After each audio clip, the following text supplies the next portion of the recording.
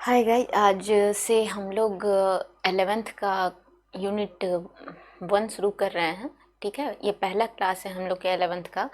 तो इसमें क्या है कि हम लोग सबसे पहले सेल वाले चैप्टर से स्टार्ट कर रहे हैं। Cell is the structure and functional unit of life, chapter का नाम है। उसी चैप्टर से हम लोग शुरू कर रहे हैं क्योंकि चूंकि ये बेसिक है तो सेल के बारे में तो सब लोग एट क्लास से शुरू हो जाते हैं, तो एट में भी पढ़ना होता है थोड़ा बहुत, और फिर 10th में भी पढ़ना होता है, 9th 10th में भी। तो ये चूंकि आप लोग पहले से पढ़े होते हैं तो इसको समझना थोड़ा ज़्यादा इजी होता है अदर यूनिट की अपेक्षा। ठीक है, तो अदर भी हम लोग पढ़ेंगे, लेकिन सबसे पहले हम लोग सेल से इसलिए स्टार्ट कर रहे हैं कि आप लोगों को ज़्यादा अच्छे से समझ में आए, क्योंकि पहले से कुछ सुना सुना सा लगेगा कि हाँ सेल के बारे में पहले से भी हम लोग पढ़े होते हैं।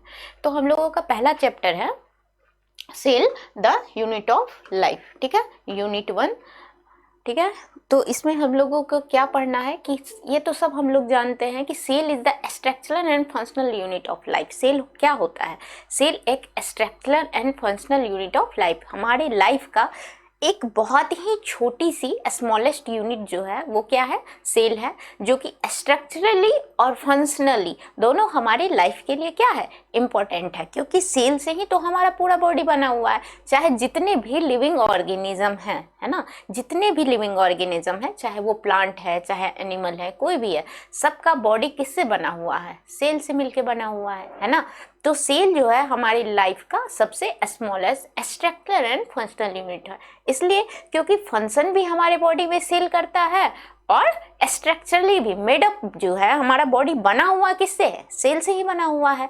चाहे जितने भी लिविंग ऑर्गेनिज्म है, चाहे प्लांट है एनिमल है, सबका बॉडी किससे मिलके बना हुआ है? सेल से ही तो मिलके बना हुआ है। इसीलिए कहा जाता है कि जब बना हुआ सेल से है और फिर उसके अंदर जो फंक्शन हो रहा है वो भी तो सेल के वजह से ही हो रहा है ना। इसीलिए बोला जा रहा है कि सेल है क्या। सबसे पहले हम लोग जान रहे हैं कि सेल क्या है। तो ये हम लोग बेसिक बचपन से पढ़ते आ रहे हैं कि सेल क्या है। तो cell is the structural and functional unit of life, हमारी लाइफ का स्ट्रक्चरल एंड फंक्शनल यूनिट कहलाता है, जो उसको क्या कहते हैं? सेल कहते हैं। ठीक है, स्मॉलेस्ट यूनिट भी बोला जाता है कि सबसे छोटी इकाई, स्मॉलेस्ट यूनिट ऑफ सेल। जो सेल है वो एक एनिमल सेल होता है ना, एक एनिमल सेल होते हैं और एक प्लांट सेल होते हैं। क्या होता है? एक एनिमल सेल होते हैं और एक प्लांट सेल होते हैं। ठीक है, ये प्लांट सेल है। ये आप लोग को कंपैरिजन बेसिस पे इसलिए रख दिया गया है कि मतलब आप लोग को समझ में आए कि सेल जो होता है सिर्फ ह्यूमन बींग्स, हम लोग सिर्फ सेल के नहीं बने हुए हैं, जितने भी एनिमल हैं, जिसमें भी जीव है, वो सबका बॉडी किससे बना हुआ है? सेल से मिलके बना हुआ है। चाहे वो प्लांट है चाहे वो एनिमल है। तो जो एनिमल सेल होते हैं, है ना, जो एनिमल सेल होते हैं उनका क्या होता है कि स्ट्रक्चर जो होता है ये कैसा होता है? सर्कुलर होता है। ठीक है, ये एनिमल सेल का स्ट्रक्चर है। और ये प्लांट सेल में आप लोग देखिए कि ये थोड़ा रेक्टेंगुलर टाइप स्ट्रक्चर नहीं है। इसको कैसे स्ट्रक्चर है? रेक्टेंगुलर टाइप स्ट्रक्चर है। ठीक है, जो एनिमल सेल होते हैं वो कैसे होते हैं? सर्कुलर टाइप स्ट्रक्चर होता है उनका, और जो प्लांट सेल होते हैं उनका स्ट्रक्चर थोड़ा रेक्टेंगुलर टाइप होता है। ठीक है, और जितने भी सेल ऑर्गेन्स होते हैं ऑर्गेनली, जनरली आपके जो एनिमल सेल में पाए जाते हैं वही आपके प्लांट सेल में भी पाए जाते हैं, लेकिन कुछ जो है वो एनिमल सेल में पाए जाते हैं और कुछ प्लांट सेल में एक्स्ट्रा पाया जाता है, जो एनिमल सेल में नहीं, और एनिमल सेल में पाया जाता है वो प्लांट सेल में नहीं, जिसको कि हम लोग आगे इसका जब डिफरेंस पढ़ेंगे तो यहाँ पे मैं इसको बताऊंगी। यहाँ पे इस फिगर को डालने का मोटिव यही था कि आप जान लें कि जो सेल है हम लोगों का बॉडी जिससे बना हुआ है, लाइफ जो है वो सेल से मिलके बना हुआ है, और सेल से जो मिलके बना हुआ है तो सिर्फ कोई एक ही चीज का बॉडी सेल से नहीं बना हुआ है, चाहे वो प्लांट है चाहे वो एनिमल है, सबका बॉडी किससे मिलके बना हुआ होता है? सेल से मिलके बना हुआ होता है। ठीक है, और फिर इसमें क्या डिफरेंस आएगा, कैसे होगा? और सिर्फ इतना सा डिफरेंस है कि एनिमल सेल सर्कुलर होता है और प्लांट सेल कैसा होता है? रेक्टेंगुलर होता है। बाकी का डिफरेंस, बाकी की सब हम लोग नेक्स्ट स्लाइड में आगे जैसे जैसे आते जाएगा वैसे वैसे हम लोग इसको पढ़ेंगे। ठीक है, यहाँ तक मेरी समझ से आप लोगों को ये वाली लाइन सेंटेंस समझ में आ गई होगी। ठीक है, तो नेक्स्ट स्लाइड पे हम लोग चलते हैं। ठीक है, नेक्स्ट स्लाइड पे चलते हैं। तो सबसे पहली बात क्या बोली जा रही है, cell is the key feature of the living being. जो सेल जो है ये हमारे लिविंग बीइंग्स का क्या है, की फीचर होता है ना। लिविंग बीइंग्स का कैसा फीचर होता है, की फीचर होता है। कौन, सेल। ठीक है, क्या बोला जा रहा है, तो सेल जो है लिविंग फीचर क्यों होता है किसी भी ऑर्गेनिज्म का। जितने भी लिविंग बीइंग्स हैं, चाहे प्लांट है, एनिमल है, जिसमें भी लाइफ है, उसका की फीचर इसलिए है क्योंकि सबका बॉडी, सब कुछ जो बना हुआ है वो किससे बना हुआ है, सेल से बना हुआ है कि नहीं है। तो सेल से जब बना हुआ है तो cell is the key feature of the living beings. Living beings का एक बहुत ही इंपॉर्टेंट की फीचर है। अब है क्या, तो सबसे पहले जो है, anything less than complete structure of a cell does not ensure independent living.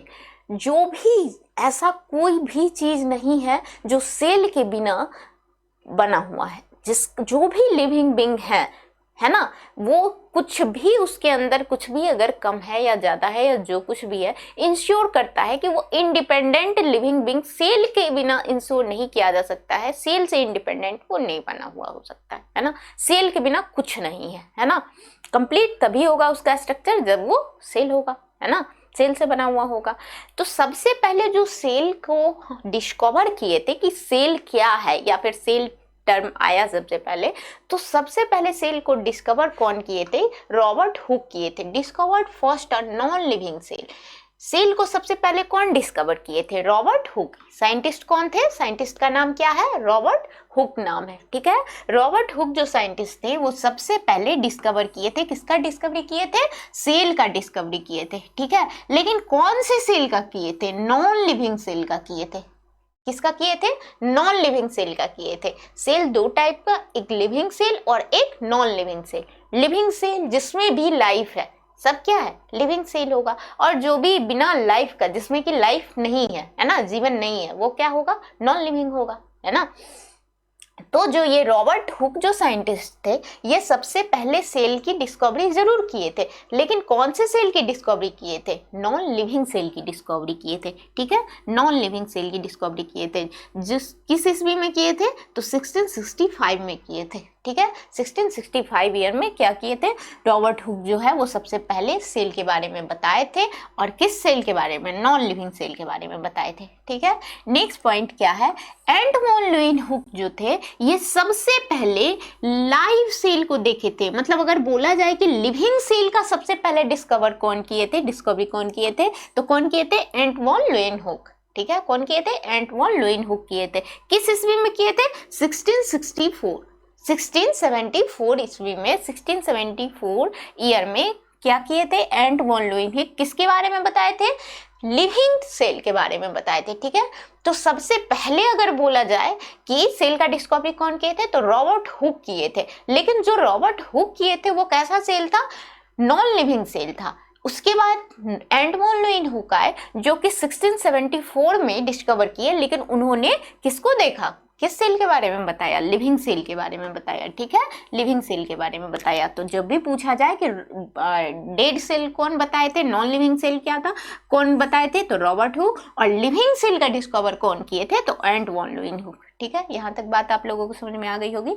और तीसरा पॉइंट क्या बोला जा रहा है, रॉबर्ट ब्राउन जो थे वो डिस्कवरी किए थे किसका, न्यूक्लियस का। किस ईस्वी में, 1831 ईस्वी में, 1831 ईयर में, ईस्वी में जो है कौन किस का डिस्कवरी किए थे, न्यूक्लियस का डिस्कवरी किए थे। कौन किए थे, रॉबर्ट ब्राउन किए थे। क्योंकि कोई भी सेल है ना, कोई भी सेल है तो सेल के मध्य में, बीच में जो होता है ना, सेंटर में क्या पाया जाता है, न्यूक्लियस पाया जाता है। ठीक है, तो ये जो कोई भी सेल है, उस सेल के जो सेंटर में ये जो न्यूक्लियस है, इस न्यूक्लियस का डिस्कवर कौन किए थे, क्या है ये, न्यूक्लियस, है ना। और इस न्यूक्लियस का जो है फर्स्ट टाइम डिस्कवरी कौन किए थे, इस न्यूक्लियस का, रॉबर्ट ब्राउन किए थे। ठीक है, तो अगर कोई बोले कि नॉन लिविंग सेल का डिस्कवरी कौन किए थे, तो क्या बोलोगे, रॉबर्ट हुक किए थे, है ना, रॉबर्ट हुक किए थे।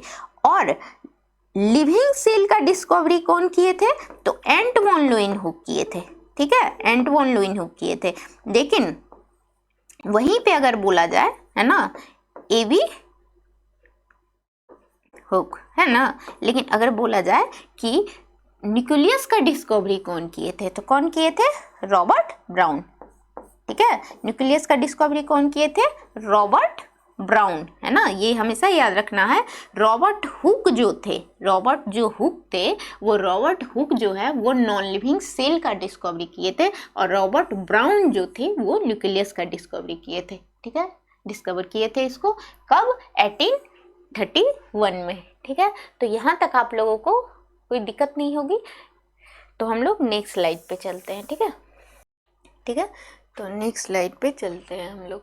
देखिए नेक्स्ट स्लाइड में क्या बोला जा रहा है कि यहाँ तक हम लोग समझे कि जो सेल का की फीचर क्या था, है ना। कोई भी अगर लिविंग बीइंग है तो उसका की फीचर जो है कौन दिए, लिविंग बीइंग का जो है सेल के बारे में कुछ बताया गया कि कौन नॉन लिविंग दिए, कौन लिविंग दिए, और कौन न्यूक्लियस के बारे में बताए। ठीक है, तो ये वाली बात आपको समझ में आ गई होगी। नेक्स्ट पॉइंट में हम लोग को बताया जा रहा है कि कोई भी जो ऑर्गेनिज्म है, ठीक है, वो बना हुआ किससे है? सेल से मिलके बना हुआ है। तो जो भी ऑर्गेनिज्म है जो कि सेल से मिलके बना हुआ है वो दो टाइप का होता है। ठीक है, कितने प्रकार का होता है? दो टाइप का होता है। कौन कौन सा? यूनिसेलुलर और मल्टी सेलुलर। कितने टाइप का? यूनिसेलुलर और मल्टी सेलुलर। यूनिसेलुलर, है ना, organism are composed of single cell. वैसे ऑर्गेनिज्म यूनिसेलुलर, यूनि का मतलब ही होता है यूनि, है ना, यूनि सेलुलर, है ना। यूनि का मतलब होता है वन। क्या होता है? यूनि का मतलब होता है वन। सेलुलर का मतलब होता है सेल। सेलुलर का मतलब क्या होता है? सेल। तो वैसा ऑर्गेनिज्म जिसका बॉडी सिर्फ और सिर्फ ओनली वन सेल से मिलके बना हुआ है, वैसे ऑर्गेनिज्म को क्या बोलते हैं हम लोग? यूनिसेलुलर ऑर्गेनिज्म बोलेंगे। कैसा ऑर्गेनिज्म बोलेंगे? यूनिसेलुलर ऑर्गेनिज्म बोलेंगे। ठीक है, जिसका बॉडी सिर्फ और सिर्फ एक ही सेल से मिलके बना हुआ है, सिंगल सेल से मिलके बना हुआ है, made up of single cell, वैसे ऑर्गेनिज्म को क्या बोलते हैं हम लोग? यूनिसेलुलर ऑर्गेनिज्म बोलते हैं। ठीक है, तो unicellular organism are composed of single cell. Unicellular organism कितने सेल से मिलके बने होते हैं? सिंगल सेल से, एक ही सेल से मिलके बने हुए होते हैं। जैसे कि मोनेरा में जो कुछ भी आ जाएगा, मोनेरा फैमिली में या फिर प्रोटिस्टा फैमिली की आप बात बोले तो इसमें जो भी आएंगे वो कैसे होंगे? यूनिसेलुलर होंगे। ठीक है, दूसरी बात बोली जा रही है मल्टी सेलुलर। तो मल्टी सेलुलर में क्या होता है? अच्छा, ये जो मोनेरा और प्रोटिस्टा के बारे में बताए, ये मोनेरा और प्रोटिस्टा में जैसे यूनिसेलुलर में क्या आ जाएगा आपका? अमीबा है, पैरामीशियम है ना। अमीबा, पैरामीशियम, ये सब किस में आ जाते हैं हम लोग का? मोनेरा, प्रोटिस्टा वगैरह में ही आते हैं, है ना, यूनिसेलुलर ऑर्गेनिज्म। तो ये सब किससे मिलके बना हुआ होता है? एक ही सेल से मिलके बना हुआ होता है। ठीक है, दूसरी बात बोला जा रहा है मल्टी सेलुलर ऑर्गेनिज्म। मल्टी का मतलब क्या होता है? मल्टी सेलुलर, है ना, मल्टी सेलुलर। तो जो मल्टी है, मल्टी का मतलब क्या होता है? मल्टी का मतलब होता है मेनी। मल्टी का मतलब क्या होता है? मेनी। और सेलुलर का मतलब क्या होता है? सेल, है ना।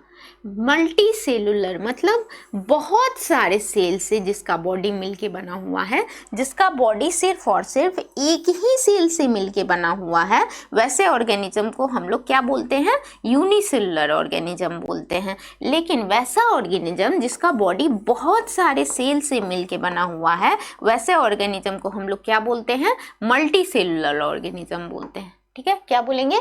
मल्टी सेलुलर ऑर्गेनिज्म बोलेंगे। क्या बोला जा रहा है? कंपोज ऑफ मेनी सेल, वैसा ऑर्गेनिज्म जिसका बॉडी जो है बहुत सारे सेल से मिलके कंपोज होके, बहुत सारे सेल से मिलके बना हुआ है, made up of multiple cell, that organism is called multicellular organism. ठीक है, जिसका वैसा ऑर्गेनिज्म जिसका बॉडी बहुत सारे सेल से मिलके बना हुआ है, वैसे ऑर्गेनिज्म को क्या बोलते हैं हम लोग? मल्टी सेलुलर ऑर्गेनिज्म बोलते हैं। जैसे कि फंजाई है, प्लांट है, एनिमल है, या फिर हम लोग ह्यूमन बींग्स, है ना, हम लोग जो हैं ह्यूमन बींग्स, है ना, ह्यूमन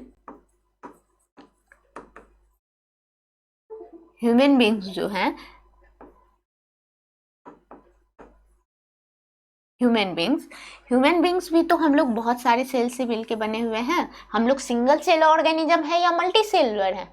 हम लोग मल्टी सेलुलर है ना, क्योंकि हम लोगों का बॉडी क्या है, एक सेल से तो मिलके बना नहीं है, बहुत सारे सेल से मिलके बना हुआ है। तो हम लोग किस में आते हैं, मल्टी सेलुलर में आते हैं। या जितने भी हायर एनिमल है चाहे हायर प्लांट है, जितने भी हायर एनिमल या हायर प्लांट है वो सब किस में आते हैं, यूनिसेलुलर ऑर्गेनिज्म में आते हैं। ठीक है, किस में आते हैं, यूनिसेलुलर ऑर्गेनिज्म में आते हैं। तो जितने भी हायर प्लांट है चाहे हायर एनिमल है चाहे प्लांट है, सॉरी गलती बोल दी मैं, एनिमल है चाहे जितने भी प्लांट हैं जो कि हायर हैं, वो उनका बॉडी कितने सेल से, बहुत सारे सेल से मिलके बना हुआ था। जैसे हम लोग ह्यूमन बींग्स, हम लोग का बॉडी क्या है, बहुत सारे सेल से मिलके बना हुआ है, एक सेल से तो मिलके बना नहीं हुआ है ना। तो ह्यूमन बींग्स में भी, ह्यूमन बींग्स किस में आएंगे, यूनिसेलुलर में आएंगे कि मल्टी सेलुलर में आएंगे, मल्टी सेलुलर में आएंगे, है ना। तो वैसा ऑर्गेनिज्म जिसका बॉडी बहुत सारे सेल से मिलके बना हुआ है, मल्टी मतलब क्या, मेनी, बहुत सारे सेल से मिलके बना हुआ है, वैसे ऑर्गेनिज्म को हम लोग क्या बोलते हैं, मल्टी सेलुलर ऑर्गेनिज्म बोलते हैं। जैसे कि फंजाई है, प्लांट है, एनिमल है ना, या फिर हम लोग ह्यूमन बींग्स है ना, एनिमल में ही हम लोग ह्यूमन बींग्स भी आ जाते हैं, है ना। तो वो कितने सेल से मिलके बना हुआ है, मल्टी सेलुलर से, है ना। यहाँ तक मेरी समझ से कोई दिक्कत नहीं होगी आप लोगों को समझने में। Unicellular, multi cellular. और सेल का डिस्कवरी कौन किए थे, सेल का डिस्कवर कौन किए थे, जो नॉन लिविंग सेल की बात अगर हम लोग बोले, कोई भी बॉडी, सबसे पहले सेल क्या है, तो सेल हमारे लाइफ का क्या है, स्मॉलेस्ट यूनिट है, जो कि स्ट्रक्चरली और फंक्शनली, है ना, जो कि हमारे लाइफ को क्या करता है, जिससे हमारा बॉडी बना हुआ है, सेल है, स्मॉलेस्ट यूनिट है हमारे लाइफ का। ठीक है, दूसरी बात क्या बोली जा रही थी कि सेल को सबसे पहले डिस्कवर कौन किए थे, तो रॉबर्ट हुक किए थे। रॉबर्ट हुक किए थे सेल का क्या डिस्कवरी किए थे, सबसे फर्स्ट टाइम सेल का डिस्कवरी कौन किए थे, रॉबर्ट हुक किए थे। रॉबर्ट हुक किस सेल का डिस्कवरी किए थे, नॉन लिविंग सेल का किए थे। किस ईस्वी में किए थे, 1665 में किए थे। ठीक है, उसके बाद क्या हुए, एडमंड लुएनहुक आए, जो कि लिविंग सेल का डिस्कवरी किए। किस सेल का डिस्कवरी किए, लिविंग सेल का डिस्कवरी किए। कॉर्कवुड में उन्होंने लिविंग सेल का डिस्कवरी किया था, है ना। जब लिविंग सेल का डिस्कवर किए, उसके बाद जो है रॉबर्ट ब्राउन आए, वो किसका डिस्कवरी किए, न्यूक्लियस का डिस्कवरी किए। ठीक है, क्योंकि सेल है तो सेल के अंदर अंदर क्या होता है, सेंटर में न्यूक्लियस पाया जाएगा। तो न्यूक्लियस का डिस्कवर कौन किए थे, रॉबर्ट ब्राउन किए थे। ठीक है, रॉबर्ट हुक जो थे वो नॉन लिविंग सेल का डिस्कवर किए थे, और रॉबर्ट ब्राउन जो थे वो न्यूक्लियस का डिस्कवर किए थे। यहाँ तक हम लोग समझ गए थे। दूसरी बात हम लोग क्या, ऑर्गेनिज्म जो होता है वो दो प्रकार का होता है, दो टाइप का होता है। कैसा, एक यूनिसेलुलर, दूसरा मल्टी सेलुलर। यूनिसेलुलर जो कि एक ही सेल से उसका पूरा बॉडी बना हुआ होता है, वैसे ऑर्गेनिज्म को हम लोग क्या बोलते हैं, यूनिसेलुलर बोलते हैं। और उसका एग्जाम्पल क्या हो जाएगा, मोनेरा या प्रोटिस्टा फैमिली के जो कोई भी आ जाएंगे मेंबर, वो सारे क्या हो जाएंगे, किस में आएंगे, आपका यूनिसेलुलर में आएंगे। जैसे अमीबा पैरामीशियम है ना, ये सारा किस में आ जाएगा, आपका यूनिसेलुलर में आएगा। मल्टी सेलुलर में कौन आएगा, वैसे ऑर्गेनिज्म जिसका बॉडी बहुत सारे सेल से मिलके बना हुआ है, उसमें क्या आ जाएगा, मल्टी सेलुलर ऑर्गेनिज्म आ जाएंगे। ठीक है, जैसे फंजाई है या फिर तो प्लांट है, एनिमल है, जितने भी हायर ऑर्गेनिज्म है, ये सब किस में आ जाएंगे, मल्टी सेलुलर ऑर्गेनिज्म में आ जाएंगे। ठीक है, यहाँ तक मेरी समझ से आप लोगों को कोई दिक्कत नहीं होगी, समझ में आ गई होगी। ठीक है, तो हम लोग नेक्स्ट स्लाइड पे चलते हैं।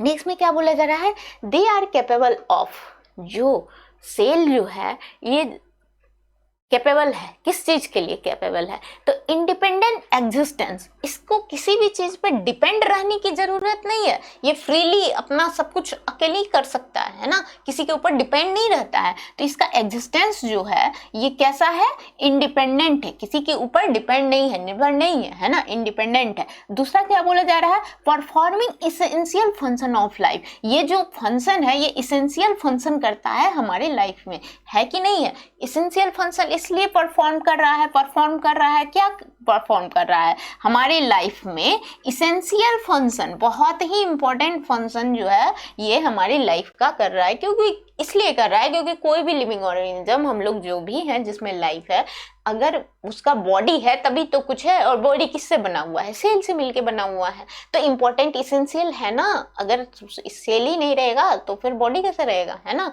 और लिविंग ऑर्गेनिज्म कैसे होंगे ही नहीं, है ना। तो इसीलिए perform essential function of life. ठीक है, ये 2 लाइन का मतलब आप लोगों को समझ में आया होगा कि ये 2 लाइन में क्या बोला क्या जा रहा है ना। इसलिए ये क्या होता है, कैपेबल होता है। किस चीज में कैपेबल होता है, इंडिपेंडेंट एग्जिस्टेंस में और परफॉर्मिंग हमारा बॉडी का जो फंक्शन कंट्रोल करता है। ठीक है, नेक्स्ट स्लाइड पे चलते हैं हम लोग और देखते हैं क्या है minimum requirement to be a cell. एक सेल का मिनिमम रिक्वायरमेंट जो होता है कि कम से कम एक सेल में ये चीज होना ही चाहिए, है ना, कम से कम एक सेल में ये चीज होना ही चाहिए। तो क्या होना चाहिए एक सेल में, अगर हम कह रहे हैं कि ये चीज, ये जो है ये सेल है, तो इसमें हम लोगों को क्या क्या मिलना चाहिए कि अगर सेल है तो उसमें ये चीज होना चाहिए। क्या क्या होना चाहिए, तो सबसे पहले प्लाज्मा मेम्ब्रेन होना चाहिए, है ना। दूसरा क्या, उसके अंदर साइटोप्लाज्म होना चाहिए। तीसरा क्या होना चाहिए, राइबोसोम होना चाहिए। और चौथा क्या, जेनेटिक मटेरियल होना चाहिए। कम से कम ये 4 चीज तो होनी ही चाहिए, है ना।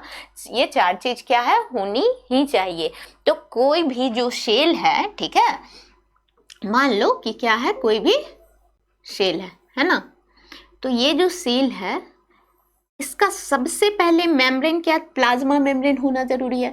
क्योंकि जो सेल है उसको आउटर जो ये बाउंड्री प्रोवाइड करवाता है, ये बाउंड्री कौन प्रोवाइड करवाता है, एक ये बाउंड्री से घिरा हुआ रहता है ना सेल, कोई भी सेल है तो वो एक बाउंड्री से क्या हुआ है, घिरा हुआ है। और ये बाउंड्री जो है, इसी बाउंड्री को तो हम लोग क्या कह रहे हैं, प्लाज्मा मेम्ब्रेन कह रहे हैं। क्या कहते हैं, प्लाज्मा मेम्ब्रेन कहते हैं, है ना, प्लाज्मा मेम्ब्रेन बोलते हैं। ठीक है, तो ये जो प्लाज्मा मेम्ब्रेन बोल रहे हैं, किसको बोल रहे हैं, कोई भी सेल जो ये आउटर बाउंड्री जिससे सेल घिरा हुआ रहता है उसको हम लोग क्या बोलते हैं, प्लाज्मा मेम्ब्रेन बोलते हैं। दूसरा बात क्या, कि कोई भी जो सेल है उसके अंदर कुछ लिक्विड फ्लूइडी सा सब्सटेंस होता है, विस्कस लिक्विड फ्लूइडी सब्सटेंस होता है।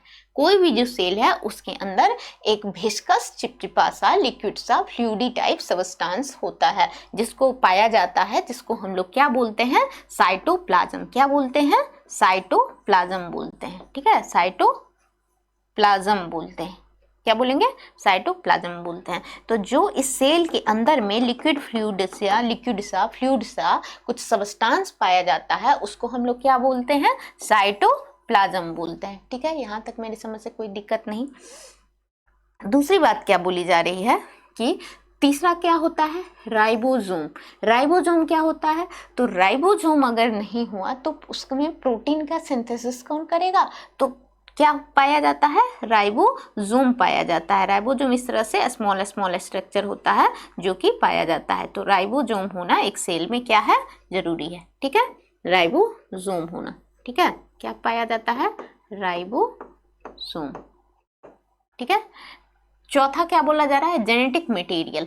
अब इसके अंदर आपका जेनेटिक मटेरियल जैसे कि डीएनए पाया जाएगा, आरएनए पाया जाएगा, chromosome, DNA RNA chromosome, histone non histone, कुछ जेनेटिक मटेरियल प्रोटीन पाया जाता है जिसका कि रहना जरूरी है। क्या, जेनेटिक, है ना, जेनेटिक मटेरियल। ठीक है, तो कोई भी सेल है तो उसमें क्या होना चाहिए, सबसे पहला कि वो किससे घिरा हुआ होगा, एक बाउंड्री से घिरा हुआ होगा जिसको क्या बोलेंगे, प्लाज्मा मेम्ब्रेन बोलेंगे।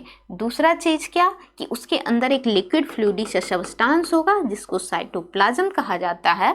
और फिर जो एक आपका इंक्लूजन सा बॉडी पाया जाता है, छोटा छोटा सा स्मॉल सा, है ना, उसको राइबोसोम बोलते हैं, जो कि प्रोटीन का सिंथेसिस करेगा। और कुछ जेनेटिक मटेरियल होते हैं जो जेनेटिक मटेरियल को बाद में डीएनए आरएनए ये सारे को क्या कहते हैं, जेनेटिक मटेरियल कहते हैं। तो कोई भी सेल है तो कम से कम ये 4 चीज उसमें होना ही चाहिए। क्या होना चाहिए, ये 4 चीज उसमें प्रेजेंट होना चाहिए। मेरे समझ से यहाँ तक ये स्लाइड आपकी मिनिमम रिक्वायरमेंट किसी सेल की, कि अगर उसमें आप कुछ नहीं पाया जा रहा है तो भी ये 4 चीज तो कम से कम पाया जाएगा ही पाएगा, है ना। ठीक है, तो यहाँ तक आप लोग को समझ में आई होगी। आगे हम लोग को काफ़ी अच्छे से पढ़ना है हर किसी के बारे में, चाहे प्लाज्मा मेम्ब्रेन हो, साइटोप्लाज्म हो, राइबोसोम, जेनेटिक मटेरियल, सब अच्छे से हम लोग पढ़ेंगे। लेकिन अभी सिर्फ आपको समझा रहे हैं कि क्या क्या इसके लिए ज़रूरत है। तो मिनिमम रिक्वायरमेंट की क्या है, कि प्लाज्मा मेम्ब्रेन होना चाहिए, साइटोप्लाज्म होना चाहिए, राइबोसोम होना चाहिए और जेनेटिक मटेरियल होना चाहिए। ठीक है, नेक्स्ट स्लाइड पे चलते हैं हम लोग। अभी तक तो हम लोग समझे कि सेल क्या है, ठीक है, सेल के बारे में जान लिए कि सेल क्या है। दूसरी बात ये जान लिए कि सबसे पहले नॉन लिविंग सेल कौन दिए थे, रॉबर्ट हुक दिए थे। लिविंग सेल कौन दिए थे, एंट वॉन ल्यूइन हुक दिए थे। और उसके अंदर जो न्यूक्लियस पाया जाता है वो कौन दिए थे, तो रॉबर्ट ब्राउन दिए थे। उसके बाद हम लोग समझे कि जो सेल जो है, अब सेल का क्या काम है, तो सेल से जो है, सेल का बहुत सारा काम होता है कि सेल में क्या होता है, सेल से ही मिलके तो ऑर्गेनिज्म बना है ना। तो अब एक ही सेल से अगर मिलके बना है तो यूनिसेलुलर ऑर्गेनिज्म, और बहुत सारे सेल से मिलके बना है तो मल्टीसेलुलर ऑर्गेनिज्म, है ना। ये सारी चीज हम लोग जान लिए। अब हम लोग जाने कि मिनिमम सेल, अगर हम एक सेल को सेल कह रहे हैं तो उसमें क्या क्या रिक्वायरमेंट होनी चाहिए, तो क्या क्या होनी चाहिए थी, सेल मेम्ब्रेन होना चाहिए था, प्लाज्मा मेम्ब्रेन होना चाहिए था, है ना, प्लाज्मा मेम्ब्रेन पाया जाना चाहिए था उसमें ऊपर, उसके अंदर उसमें साइटोप्लाज्म होगा, राइबोसोम होगा और फिर कुछ जेनेटिक मटेरियल, तभी हम उसको क्या बोलेंगे कि ये एक सेल है, ठीक है। उसके बाद हम लोगों का आता है सेल थ्योरी। क्या आता है, सेल थ्योरी।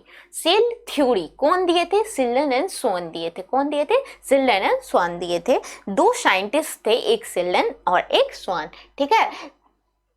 तो मिथाइल शिल्डन और फिर थियो स्वान बोला जाता है, ठीक है। तो दो साइंटिस्ट थे, एक शिल्डन थे और एक स्वान थे, जो कि शिल्डन और स्वान दोनों क्या कर रहे थे कि आपका सेल थ्योरी दे रहे थे, ठीक है।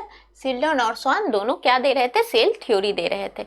तो सेल और थ्योरी जो है शिल्डन और स्वान दिए थे। ये क्या हो गया,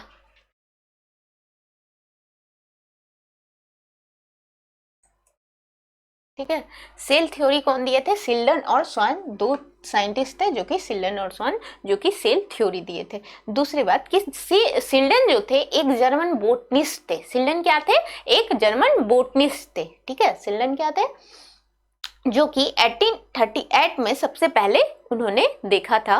तो ये जो दिए थे थ्योरी, तो ये एक जर्मन बोटनिस्ट थे। क्या थे, जर्मन बोटनिस्ट थे। जब ये बोटनिस्ट थे तो ये सबसे पहली बात, बोटनिस्ट का, बोटनी का मतलब क्या होता है, बोटनी का मतलब क्या होता है, बोटनी का मतलब क्या होता है कि प्लांट के बारे में जिसमें हम लोग स्टडी करते हैं उसको क्या बोलते हैं, बोटनी, है ना। जिसमें जूलॉजी के बारे में, है ना, जू के बारे में हम लोग स्टडी करते हैं उसको क्या बोलते हैं, जूलॉजी बोलते हैं, ठीक है। तो बोटनी किसको बोलते हैं, प्लांट के बारे में स्टडी करते हैं तो उसको हम लोग क्या बोलते हैं, बोटनी बोलते हैं। और अगर एनिमल के बारे में किसी चीज में स्टडी करते हैं तो उसको क्या बोलते हैं, जूलॉजी बोलते हैं, ठीक है। तो जो शिल्डन थे वो सबसे पहले वो क्या थे, जर्मन बोटनिस्ट थे। तो उन्होंने जो सेल के बारे में बताया, उन्होंने किस सेल के बारे में बताया होगा, स्वाभाविक सी बात है कि उन्होंने प्लांट सेल के बारे में सबसे फर्स्ट टाइम स्टडी किया होगा, है ना। तो जो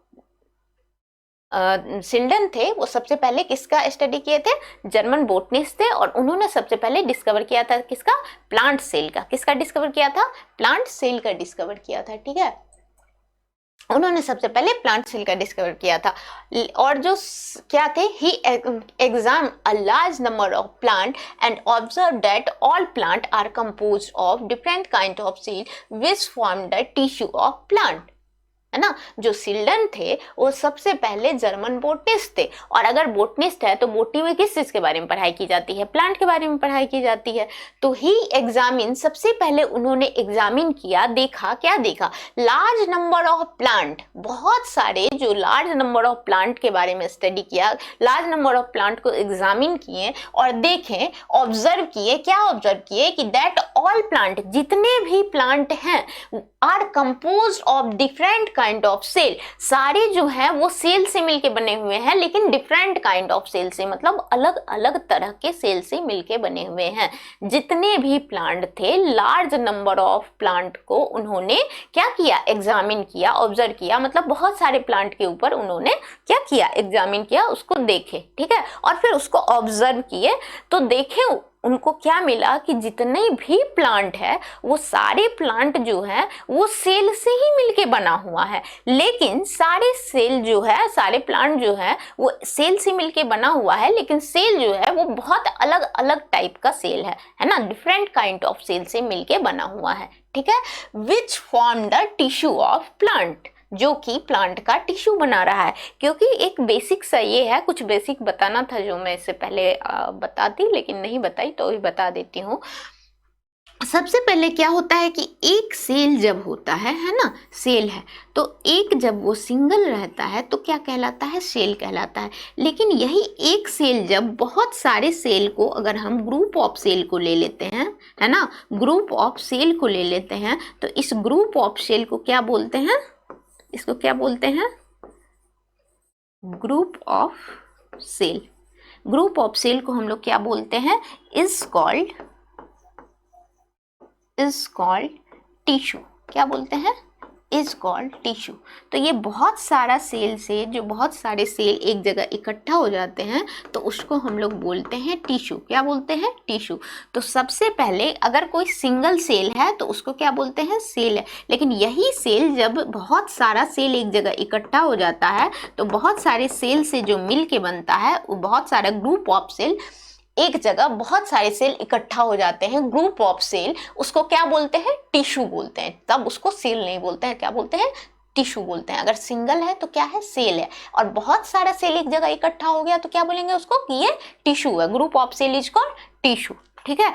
तो जो हम लोगों को जो ये साइंटिस्ट थे, जो कि जर्मन बोटनिस्ट थे, तो ये प्लांट के बारे में ही स्टडी किए होंगे। तो उन्होंने सबसे पहले एग्जामिन किया और देखा, ऑब्जर्व किया कि बहुत सारे प्लांट को देखा और सारे प्लांट का बॉडी किससे बना हुआ था, सेल से मिलके बना हुआ था। लेकिन अलग अलग सेल से मिलके बना हुआ था। ठीक है। और डिफरेंट काइंड ऑफ सेल से मिलके बना हुआ था, जिसको हम लोग क्या कर रहे हैं, विच फॉर्म द टिश्यू, जो कि किसका फॉर्मेशन किया था, टिश्यू का फॉर्मेशन किया था। ठीक है। which form the different क्या, the tissue of the plant के टिश्यू का डिफरेंट काइंड ऑफ सेल मिलके किसका निर्माण किया, है ना, किसका फॉर्मेशन किया, टिश्यू का फॉर्मेशन किया। ठीक है। प्लांट के टिश्यू का फॉर्मेशन किया। तो यहाँ तक मेरी समझ से कोई दिक्कत नहीं होगी, आपको ये सारी बातें समझ में आ गई होगी।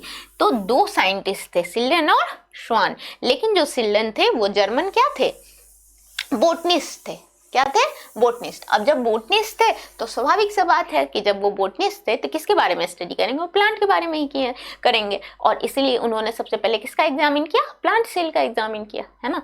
फिर नेक्स्ट में चलते हैं हम लोग। उसके बाद कौन आए, श्वान आए। कौन है, श्वान आए। किस ईस्वी में, 1839 ईस्वी में। 1839 ईस्वी में श्वान आए। इससे पहले कौन आए, सिल्लन आए, जो कि प्लांट में किए। अब कौन आए, श्वान आए। श्वान आए तो ये ब्रिटिश जूलॉजिस्ट थे। क्या थे, ब्रिटिश जूलॉजिस्ट थे। ब्रिटिश जूलॉजिस्ट मतलब कि वो सबसे पहले जूलॉजिस्ट थे। सबसे पहले ब्रिटिश थे और दूसरा क्या था, जूलॉजिस्ट थे। जूलॉजिस्ट मतलब कि वो एनिमल के बारे में स्टडी कर रहे थे, एनिमल सेल के बारे में स्टडी किए। ठीक है। तो जो एनिमल सेल के बारे में स्टडी किए थे, क्या नाम था उनका, श्वान था, जो कि 1839 ईस्वी में ब्रिटिश जूलॉजिस्ट थे। वो सबसे पहले एनिमल सेल के बारे में बताए। ठीक है। वो प्लांट के बारे में बताया, इन्होंने एनिमल के बारे में बताया। तो ये क्या बता रहे थे, श्वान बोले कि जो एनिमल सेल है, had a thin outer layer. जो भी एनिमल सेल है ना, एनिमल सेल है, उसके आउटर लेयर में एक थिन सा लेयर होता है, पतला सा लेयर होता है ना, thin outer layer, today known as plasma membrane. Today known as plasma membrane, जिसको आज हम किस नाम से जानते हैं, प्लाज्मा मेम्ब्रेन के नाम से जानते हैं। इससे पहले वाले इसमें हम लोग जाने ना, कोई भी मिनिमम रिक्वायरमेंट सेल की क्या है कि उसमें क्या होना चाहिए, प्लाज्मा मेम्ब्रेन होना चाहिए, है ना, और फिर साइटोप्लाज्म होना चाहिए। तो कोई भी सेल जो है उसका जो ये आउटर बाउंड्री होता है, यही तो कहलाता है प्लाज्मा मेम्ब्रेन। तो बिना आउटर बाउंड्री का तो कोई सेल बना नहीं है। तो जो आउटर बाउंड्री है, इसी बाउंड्री को क्या बोलते हैं हम लोग, प्लाज्मा मेम्ब्रेन बोलते हैं। ठीक है। क्या बोलते हैं, प्लाज्मा मेम्ब्रेन बोलते हैं। ठीक है। तो क्या बोलते हैं इसको, प्लाज्मा मेम्ब्रेन। तो एनिमल सेल, कोई भी एनिमल सेल जो है उसका जो आउटर लेयर होता है, सबसे बाहरी वाला जो लेयर है, वो थिन होता है, पतला होता है, और वो किससे बना हुआ होता है, प्लाज्मा मेम्ब्रेन का बना हुआ होता है। ठीक है। तो जो आउटर लेयर होता है एनिमल सेल का, thin outer layer, today known as, आज उसको हम किस नाम से जानते हैं, प्लाज्मा मेम्ब्रेन के नाम से जानते हैं। दूसरा पॉइंट क्या बोला जा रहा है, presence of cell wall is unique characteristic of plant cell. जो सेल वाल पाया जाता है, ये हमारे प्लांट सेल का एक यूनिक कैरेक्टरिस्टिक होता है। क्यों होता है, अब मानते हैं कि ये एक एनिमल सेल है, तो एनिमल सेल का सबसे आउटर लेयर क्या होता है, प्लाज्मा मेम्ब्रेन होता है। एनिमल सेल का सबसे आउटर लेयर क्या होता है, प्लाज्मा मेम्ब्रेन। लेकिन अगर हम प्लांट सेल की बात करें, अगर हम प्लांट सेल की बात करें तो प्लांट सेल जो होता है यहाँ पे इसका आउटर जो होता है ये किससे मिल के बना हुआ होता है, प्लाज्मा सेल वाल से मिलके बना हुआ होता है। किससे मिलके बना होता है, सेल वाल से मिलके बना होता है। तो उसका जो ये बाहर वाला लेयर होता है, इसके अंदर जो ये लेयर है, ठीक है, एक ये वाला जो अंदर वाला लेयर है ये प्लाज्मा मेम्ब्रेन प्लांट सेल में भी पाया जाता है, ठीक है, प्लाज्मा मेम्ब्रेन। लेकिन जो इसका आउटर लेयर है ये वाला लेयर, इसको क्या कहते हैं, सेल वॉल कहते हैं। क्या कहते हैं, सेल वॉल कहते हैं, है ना, जो कि सिर्फ प्लांट सेल का फीचर है। किसका फीचर है, प्लांट सेल का फीचर है, एनिमल सेल का फीचर नहीं है। मतलब कि जो सेल वाल होता है वो सिर्फ प्लांट सेल में पाया जाता है, एनिमल सेल में नहीं पाया जाता है। इसलिए पाया जाता है क्योंकि presence of cell wall is unique characteristic of plant cell. Plant cell का एक यूनिक कैरेक्टरिस्टिक है, यूनिक कैरेक्टर है। क्या है एक यूनिक कैरेक्टर, कि उसमें एक सेल वाल पाया जाता है जो कि एनिमल सेल में नहीं पाया जाता है। इसलिए पाया जाता है सेल वाल क्योंकि सेल वाल काफी हार्ड स्ट्रक्चर होता है। कैसा स्ट्रक्चर होता है, काफी हार्ड लेयर होता है, जो कि इस प्लाज्मा मेम्ब्रेन, ये जो प्लाज्मा मेम्ब्रेन जो कि एनिमल सेल में है वो प्लाज्मा मेम्ब्रेन प्लांट सेल में भी है, लेकिन उसके ऊपर एक लेयर पाया जाता है जो कि सेल वाल है। सेल वाल के नीचे पाया जाता है प्लाज्मा मेम्ब्रेन, किसमें, प्लांट सेल में। इसलिए क्योंकि जो प्लांट सेल है वो हम लोगों की तरह उठ के एक जगह से दूसरे जगह मूवमेंट नहीं कर सकता है। अगर बहुत ज्यादा बारिश आई, तूफान आई, तो उसको स्टेबिलिटी के लिए, है ना, उसको प्रोटेक्शन के लिए, एसिड रेन वगैरह हुआ, कुछ भी हुआ तो उससे प्रोटेक्शन के लिए उसके ऊपर एक लेयर होता है जिसको क्या कहा जाता है, सेल वॉल कहा जाता है। इसलिए प्लांट सेल में प्लाज्मा मेम्ब्रेन के ऊपर एक और लेयर होता है जिसको सेल वॉल कहते हैं। वो सेल वॉल प्रोटेक्शन प्रोवाइड करता है किसको, प्लांट को, क्योंकि हार्ड अगर पत्थर, पानी, किसी भी तरह का कुछ भी आ रहा है ना, एसिड रेन वगैरह हो रही है,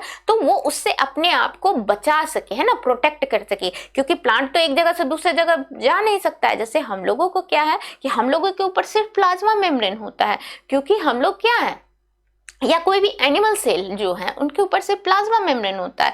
क्योंकि अगर बारिश हो रही है या किसी भी तरह का डेंजर है तो हम लोग एक जगह से दूसरे जगह वहां से भाग सकते हैं, लेकिन प्लांट तो वहां से उठ के भाग नहीं सकता है ना। तो इसीलिए उसके ऊपर एक ऐसा कैरेक्टर फ्यूचर बनाया गया है कि उस फीचर के वजह से उसको प्रोटेक्शन प्रोवाइड किया जाता है, ठीक है। तो प्लांट सेल की ये यूनिक फीचर इसीलिए है कि उसको प्रोटेक्ट करके रखा जा सके, ठीक है। तो presence of cell wall is unique character of plant cell, जो कि प्लांट सेल का यूनिक कैरेक्टर है, ठीक है। Gave a hypothesis that all plant animal are made up of cell and product of cell। इसीलिए ये एक हाइपोथेसिस उसके बाद दिया गया कि जितने भी प्लांट हैं, ऑल प्लांट या फिर एनिमल, जितने भी प्लांट हैं चाहे जितने भी एनिमल है, सारे प्लांट और सारे एनिमल किसके बने हुए हैं, सेल से मिलके बने हुए हैं। किससे मिलके बने हुए हैं, सेल से मिलके बने हुए हैं, और प्रोडक्ट ऑफ सेल या फिर सेल से ही मिलके बने हैं, और सेल से ही एक सेल दूसरे सेल को क्या कर रहा है, प्रोड्यूस कर रहा है। मतलब प्रोडक्ट जो है वो भी किसके हैं, सेल के हैं, और जो बना रहे हैं, बने हुए हैं, वो भी क्या है, सेल से मिलके बने हुए हैं। कौन, चाहे वो प्लांट है चाहे एनिमल है, कोई भी है, सारे एनिमल सारे प्लांट किससे मिलके बने हुए हैं, सेल के मिलके बने हुए से, ठीक है। सेल से मतलब made up of cell, cell से मिलके बना हुआ है, ठीक है। तो ये हाइपोथेसिस दिया गया। यहाँ तक मेरी समस्या आपको समझ में आ गई होगी। तो जो जर्मन बोटनिस्ट थे वो प्लांट सेल के बारे में बताए, और जो ब्रिटिश जूलॉजिस्ट जो स्वान थे ये किसके बारे में बताए, एनिमल सेल के बारे में बताए। इसीलिए यहाँ तक आप लोग को बात समझ में आ गई होगी। इसको, इस स्लाइड को मैं मिटा देती हूँ, है ना। तो इसीलिए सेल थ्योरी जो है वो कौन दिए, सिल्डन और स्वान दोनों मिल के दिए। क्योंकि जो सिल्डन थे वो प्लांट के बारे में बताए, और जो स्वान थे वो किसके बारे में बताए, एनिमल सेल के बारे में बताए। इसीलिए कहा जाता है कि cell theory was given by Schleiden and Schwann. क्या कहा जाता है, cell theory was given by Schleiden and Schwann. इसीलिए हम लोग पहले लाइन में ही पढ़े थे कि सेल थ्योरी कौन दिए थे, सिल्डन एंड स्वान दोनों मिल के दिए थे। क्योंकि सिल्डन बताए थे किसके बारे में, प्लांट सेल के बारे में, कि जितने भी प्लांट है वो किससे बने हुआ, उनका बॉडी किससे बना हुआ है, सेल से मिलके बना हुआ है। और फिर स्वान आए तो उन्होंने बताया जितने एनिमल है उनका बॉडी सेल से मिलके बना हुआ है। तो फिर बोला गया कि चूंकि सेल थ्योरी दिया गया, कि सेल थ्योरी में यही बताया गया कि सिल्डन, इसलिए कहा जाता है कि सेल थ्योरी कौन दिए, तो इसलिए दोनों का नाम आता है, सिल्डन और स्वान। तो cell theory was given by Schleiden and Schwann. क्यों? क्योंकि चाहे प्लांट है चाहे एनिमल है, कोई भी ऑर्गेनिज्म है, सबका बॉडी किससे मिलके बना हुआ है? सेल से मिलके बना हुआ है। ठीक है, तो सेल थ्योरी में क्या कहा जा रहा है कि all living organism are composed of cell and product of cell. Cell theory में क्या बोला गया कि जितने भी लिविंग ऑर्गेनिज्म हैं सबका बॉडी किससे मिलके बना हुआ है? सेल से मिलके बना हुआ है, या फिर सेल के प्रोडक्ट से मिलके बना हुआ है, प्रोडक्ट ऑफ सेल, है ना। लेकिन इसका कुछ जो है, जब ये सेल थ्योरी दिया गया तो प्लांट के बारे में स्टडी किया गया, एनिमल सेल के बारे में स्टडी किया गया, और फिर प्लांट सेल और एनिमल सेल दोनों के बारे में बताया गया। लेकिन प्लांट सेल के बारे में भी बताए और फिर एनिमल सेल के बारे में बताया गया, लेकिन इसका कुछ ड्रॉबैक था, है ना। कुछ ये दोनों साइंटिस्ट तो आए और अपना एक्सप्लेन दिए, सेल थ्योरी दिए और फिर चले गए। लेकिन क्या हुआ कि कुछ, हर किसी का कुछ ना कुछ क्या होता है, कुछ ड्रॉबैक होता है, हर किसी के पीछे कुछ कहानियां होती हैं, तो वही कुछ ड्रॉबैक है। तो ड्रॉबैक क्या था? Did not explain how new cell are form. ये इन्होंने ये जरूर बता दिया, क्या बताया कि सिल्डन ने बताया कि जो प्लांट का बॉडी है वो सेल से मिलके बना हुआ है। ठीक है, स्वान ने आया कि एनिमल का बॉडी जो है वो सेल से मिलके बना हुआ है। ठीक है, तो सिल्डन और स्वान दोनों मिलके ये थ्योरी तो देती है कि जितने ऑर्गेनिज्म है वो सेल से मिलके बने हुए हैं, लेकिन ये एक्सप्लेन नहीं कर पाए कि जो न्यू सेल फॉर्म हो रहा है वो कैसे फॉर्म हो रहा है। तो इसके लिए कोई दूसरे साइंटिस्ट हैं, इसीलिए उसका एक ड्रॉबैक है। क्या है? एक ड्रॉबैक है। क्या है कि ये इन्होंने एक्सप्लेन नहीं कर पाया, डिड नॉट एक्सप्लेन। क्या एक्सप्लेन नहीं कर पाए? कि how new cell are form. एक सेल है, ये तो समझ में आ गया कि इसका एनिमल सेल है उसका भी बॉडी सेल से मिलके बना हुआ है, और प्लांट है उसका भी बॉडी सेल से मिलकर बना हुआ है। लेकिन एक सेल से जो दूसरा सेल बन रहा है, या फिर जो सेल बन रहा है, न्यू सेल जो बनते जा रहा है डेली, एक न्यू सेल का जो फॉर्मेशन हो रहा है, वो न्यू सेल जो फॉर्म हो रहा है, फॉर्मेशन हो रहा है, वो कैसे हो रहा है, इसके बारे में इन दोनों ने नहीं बताया। ठीक है, इन दोनों ने नहीं बता पाए। तो इसके लिए फिर एक दूसरे साइंटिस्ट आए, रॉडॉल्फ विरकाउ। उन्होंने बताया कि एक सेल से, मतलब ये न्यू सेल जो होता है हमारे बॉडी में, जो न्यू सेल फॉर्म हो रहा है, ये कैसे फॉर्म होता है। ठीक है, तो ये वाला स्लाइड आपको समझ में आ गया होगा। तो फिर इसके बारे में बताए। ठीक है, तो नेक्स्ट हम लोग चलते हैं। नेक्स्ट में क्या बताया जा रहा है कि देखो, रॉडॉल्फ विरकाउ, फिर कौन से साइंटिस्ट है? रॉडॉल्फ विरकाउ है, जो कि किसके बारे में बताए? सेलुला ई सेलुली, ओमनी सेलुला ई सेलुली। किसके बारे में बताए? ओमनी सेलुला ई सेलुली। क्या? ओमनी सेलुला ई सेलुली का मतलब होता है कि जितने भी सेल हैं वो एक सेल से ही दूसरे सेल प्रोड्यूस होते हैं, एक सेल से ही दूसरे सेल को प्रोड्यूस किया जाता है। ही सेड ओमनी सेलुला ई सेलुली का मतलब क्या होता है? He said that new cell are form from pre existing cell. मतलब जो सेल पहले से है इसी से एक न्यू सेल बन के तैयार होता है। कैसे होता है ये आगे हम लोग जानेंगे, लेकिन जो सेल पहले से है यही सेल से कोई दूसरा सेल बन रहा है, कहीं और से नहीं बन रहा है। एक सेल से ही दूसरे सेल की क्या होती है? फॉर्मेशन होती है। ठीक है, एक सेल से ही दूसरे सेल का क्या होता है? फॉर्मेशन होता है। तो वही कौन से साइंटिस्ट आए? वो जो सिल्डन और स्वान आए थे, उन्होंने प्लांट सेल एनिमल सेल के बारे में बता दिया कि उसका प्लांट सेल जो है वो सेल का बना हुआ है और एनिमल सेल भी सेल का बना हुआ है।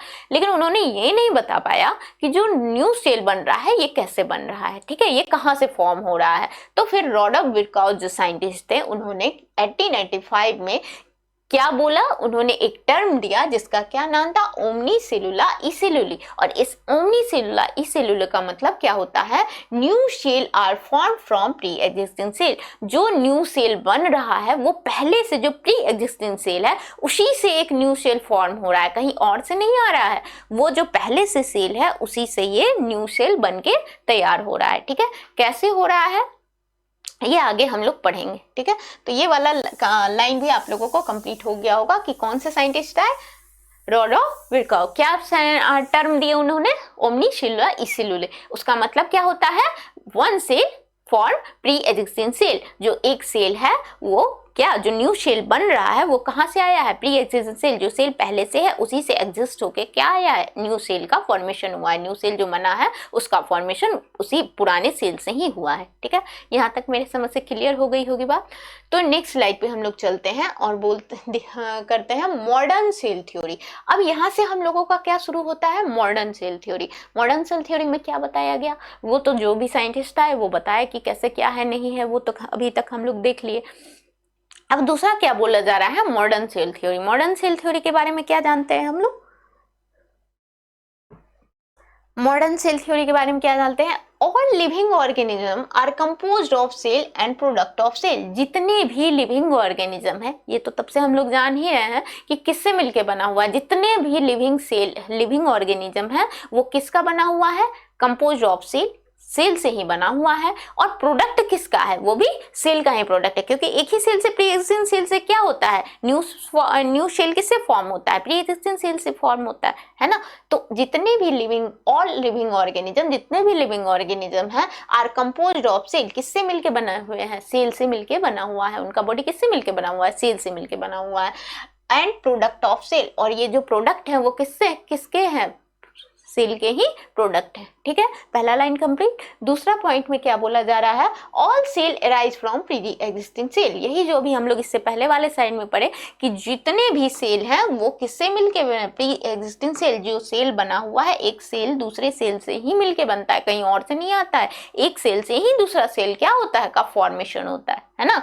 तो all cell arise from pre existing cell. Third point बोला जा रहा है, all metabolic reaction take place in cell. जितना भी मेटाबॉलिक रिएक्शन होता है वो कहाँ होता है, इसी सेल के अंदर में होता है ना, इस सेल के इनसाइड द सेल, इसी सेल में देखा जाता है। जितने भी मेटाबॉलिक रिएक्शन हैं ये सारे मेटाबॉलिक रिएक्शन कहाँ देखे जा रहे हैं, take place in cell, cell में मतलब सेल में देखा जाता है, सेल के अंदर होता है। So cell is a functional unit of organism, इसीलिए सेल को क्या बोला जाता है, फंक्शनल यूनिट ऑफ ऑर्गेनिज्म। ठीक है, ऑर्गेनिज्म का एक फंक्शनल यूनिट है। ठीक है, क्या है, सेल जो है एक ऑर्गेनिज्म का क्या है, कैसा यूनिट है, फंक्शनल यूनिट है, क्योंकि जितने भी मेटाबॉलिक प्रोसेस होते हैं वो कहाँ होते हैं, सेल के अंदर, टेक प्लेस इन क्या, cell. Exception of cell theory, अब हर चीज का कुछ ना कुछ एक्सेप्शन होता है, उसी तरह से सेल थ्योरी के भी कुछ एक्सेप्शन है। क्या एक्सेप्शन है सेल थ्योरी का, जैसे वायरसेस सेल, अब जितने भी ऑर्गेनिज्म है, अभी हम लोग क्या बोले कि वो सेल से मिलके बना हुआ होता है, लेकिन जो वायरस है ये सेल थ्योरी का क्या है, एक्सेप्शन है। क्यों एक्सेप्शन है, क्योंकि वायरस के बारे में तो हम लोग जानते हैं कि वायरस नॉन लिविंग होता है, नॉन लिविंग होता है, क्योंकि इसका आउटर लेयर जो होता है वो बॉडी जो होता है वो सेल का नहीं, प्रोटीन का पाया जाता है। प्रोटीन का क्या होता है, एक आउटर में कैप्सूल पाया जाता है, प्रोटीन का एक लेयर पाया जाता है। ठीक है, इसलिए वायरस कैसा होता है, नॉन लिविंग और लिविंग दोनों होता है। अगर बॉडी के अंदर लिविंग होस्ट के अंदर है तो वो कैसा है, लिविंग है, और अगर वो बाहर है एनवायरनमेंट में है तो कैसा है, नॉन लिविंग है ना। तो एक्सेप्शन है सेल थ्योरी का क्या, वायरसेस। ठीक है, तो ये चारों पॉइंट आप लोगों को क्लियर हो गई होगी। तो फिर यहाँ हम लोग नेक्स्ट पॉइंट पे चलते हैं। ठीक है,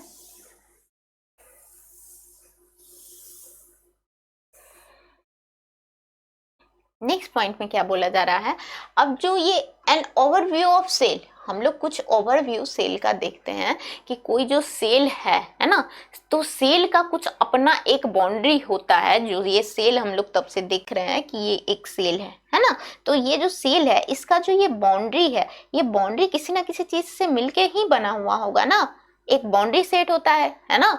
इन्वेलप जो उसका बाउंड्री है, इन्वेलप जो कवर है वो किससे बना हुआ है ना, उस सेल में का जो इन्वेलप है उसमें क्या क्या आ सकता है या फिर क्या नहीं आ सकता है। कोई भी सेल का बहुत सारा इन्वेलप होता है, क्या क्या इन्वेलप होता है, तो सेल बाउंड्री जो है या फिर इन्वेलप जो आप बोल रहे हो, आउटर कवरिंग है ना, सेल का आउटर कवरिंग क्या है, बाउंड्री।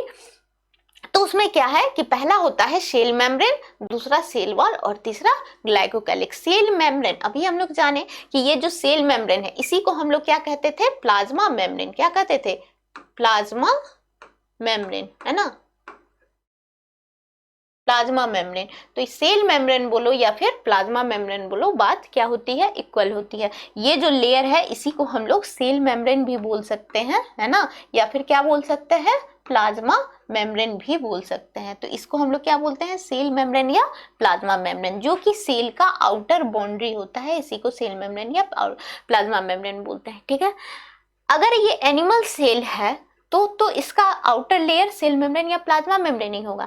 लेकिन अगर ये प्लांट सेल है, क्या है, अगर ये प्लांट सेल है तो इसका जो आउटर लेयर है, ये आउटर लेयर किसका बना हुआ होगा, ये आउटर लेयर क्या होगा, सेल वॉल होगा। क्या होगा, सेल वॉल होगा।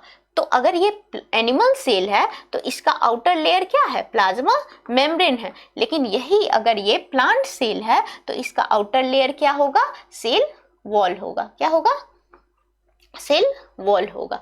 ठीक है, और फिर अगर ये क्या है, आपका बैक्टीरिया है, तो वहां पे आपका क्या पाया जाता है, ग्लाइकोकैलिक्स।